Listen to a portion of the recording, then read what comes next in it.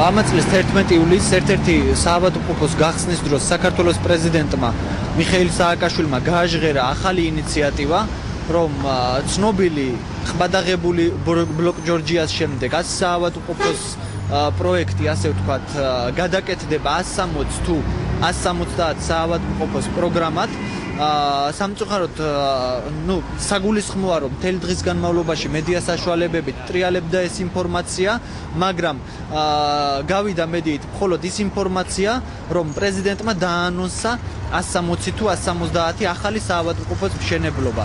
მაგრამ არც მინისტრის წარმომადგენელს, არც სხვა პასუხისმგებელ პირებს და ამ შემთხვევაში არც პრეზიდენტს არ გაუკეთებია განცხადება თუ რომელ საავადმყოფოებზეა საუბარი, რომელია ის 160 თუ 170 საავადმყოფო, რომლის მშენებლობაც იპროგნოზირა საქართველოს პრეზიდენტმა და განცხადება გააკეთა, რომ რამდენიმე მათგანი უკვე აშენდა. არ ვთქვამს ასევე მედია საშუალებებით არ მიუღია საზოგადოებას ინფორმაცია თუ რა ვადებში და როდის კონკრეტული საავადმყოფო, როდის უნდა დასრულდეს მშენებლობა და რა პროფილის იქნება. საზოგადოებისთვის არ არის ცნობილი თუ საიდან გამოიყოფა ფინანსები 160 თუ 170 საავადმყოფოს ასაშენებლად. ასევე უცნობია რომელია ის კომპანიები, რომლებიც საავადმყოფოებს ააშენებენ. ეს კითხვები დღეს მეტად მნიშვნელოვანია იმდენად, რამდენადაც ჩვენ კარგად გვახსოვს ბლოკ ჯორჯიას თემა და 100 საავადმყოფოს პროექტის ჩავარდნა. რამდენიმე წლის განმავლობაში საქართველოს ხელისუფლება საზოგადოებას და ჩვენ გვარწმუნებდა, რომ აშენდებოდა 100 ახალი საავადმყოფო, რასაც ბლოკ ჯორჯია განახორციელებდა, თუმცა პროექტი ჩავარდა და ამ პროექტის ფარგლებში არც ერთი საავადმყოფო არ აშენებულა. ამდენად მნიშვნელოვანია ჩვენ უკვე გქონდეს კონკრეტული გეგმა, საზოგადოება მიცოდეს კონკრეტულად, რომელი საავადმყოფო რა ვადებში აშენდება და ვინ დაასრულებს. წინააღმდეგ შემთხვევაში ჩვენ შეიძლება 2013 წელს აღმოჩნდეთ ფაქტის წინაშე, რომ საქართველოს პრეზიდენტი მთელი ამ წლის განმავლობაში ცრუობდა და პიარს იკეთებდა, რომ აშენდებოდა ესა თუ ის საავადმყოფოები. ასევე მე მინდა შევეხო იმ მნიშვნელოვან საკითხს, საერთოდ რაც არის თვითონ ამ საავადმყოფოების მშენებლობის პროცესი. ეს არის მნიშვნელოვანი, რომ საზოგადოებას საერთოდ არ აქვს ინფორმაცია რა შენდება, როდის შენდება, ვინ აშენებს და საქართველოს ხელისუფლებისთვის მიდგომა საავადმყოფოების მშენებლობა ამოგლეჯილია კონტექსტიდან. იმ კონტექსტიდან, რასაც ქვია ჯანდაცვის პოლიტიკა ქვეყანაში.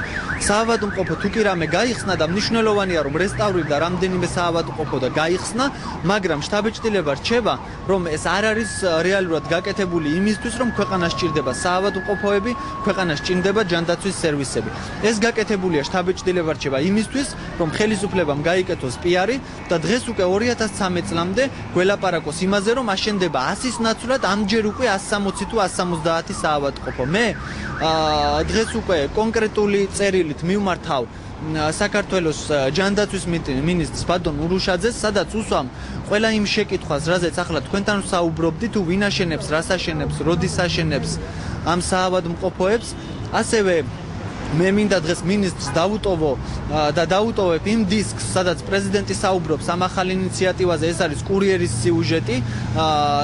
არსებობს დიდი ალბათობა, რომ საერთოდ ჯანდაცვის უწყების წარმომადგენლებმა და მინისტრმა ამ შემთხვევაში არ ქონდეს ინფორმაცია პრეზიდენტის ახალ ინიციატივაზე, ვინაიდან ძალიან ხშირად გვახსოვს ჩვენ ის შემთხვევები, როდესაც მარტივად რო ვთქვათ, პიარის გულისთვის საქართველოს პრეზიდენტმა იცრუა და გააჟღერა ცრუ ინიციატივა. თუ ეს ასეა, მაშინ ჩვენ მე მინისტრს ამ შემთხვევაში უსვავ კითხვას, გვიპასუხოს ნამდვილად იგეგმება თუ არა ამ საავადმყოფოების მშენებლობა და ეს განცხადება, რომელიც საქართველოს პრეზიდენტმა გააკეთა, მსგავსად სხვა ტყუილებისა, იყო თუ არა მორიგი ტყუილი.